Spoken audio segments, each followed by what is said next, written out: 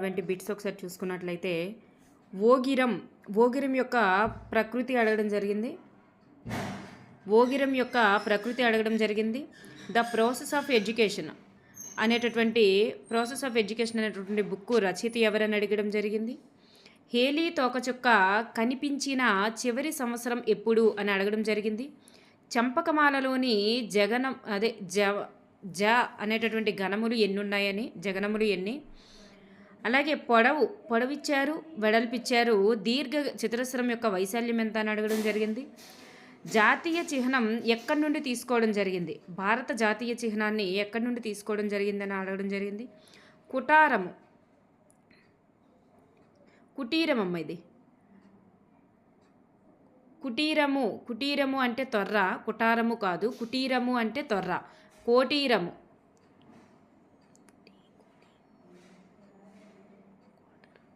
Next ఇది కోటరమా కుటారమా అనేది తెలియదు. కుటీరము కోటీరము అయితే మనకి కిరీటము అంది. కోటీరము అయితే కిరీటము, కోటరము అయితే తొర్ర.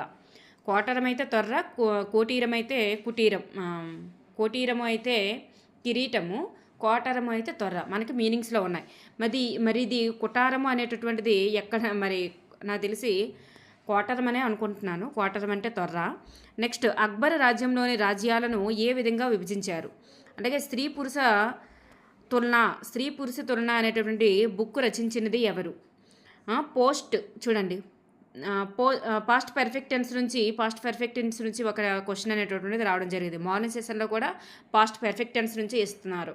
అంటే ఇది టఫ్ లెవెల్కి ఇచ్చేటప్పుడు past perfect and perfect tense నుంచి ఇస్తాడండి. Perfect tense, past perfect tense ఈ రెండింటి నుంచే ఎక్కువగా ఇస్తాడు. Next present perfect and past perfect ఏదైనా ఈ రెండింటి నుంచే ఎక్కువ బిట్ వస్తుంది అనమాట. ప్రెజెంట్ టెన్స్ నుంచి ఒక క్వశ్చన్ రావడం జరిగింది. అలాగే అలాగే ప్రిపోజిషన్ పైన ఒక క్వశ్చన్ కూడా రావడం జరిగింది. మార్నింగ్ సెషన్లో కూడా ఇంటర్జెక్షన్ మీద ఒక క్వశ్చన్ అనేటటువంటిది రావడం జరిగింది. క్షేత్ర పర్యటనలో మూడవ సోపానం ఏమిటి. MOOC మీద ఒక క్వశ్చన్ అడగడం జరిగింది. దీని యొక్క ఫుల్ ఫామ్ ఏంటి అని. అలాగే చూడండి,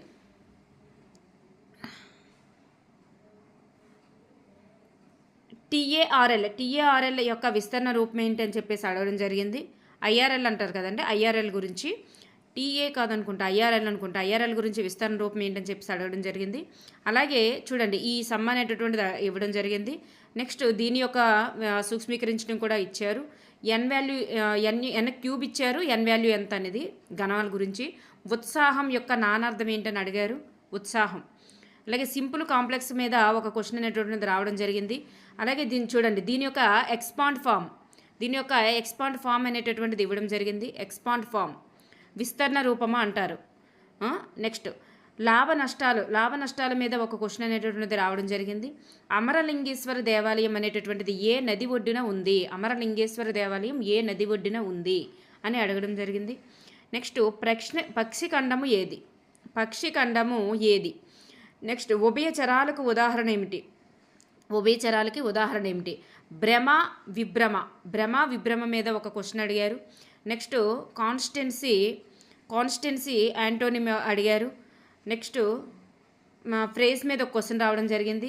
అరేంజ్మెంట్స్ ఆఫ్ వర్డ్స్ అరేంజ్మెంట్స్ మీద డిక్షనరీ మీద ఒక క్వశ్చన్ అనేది వచ్చింది.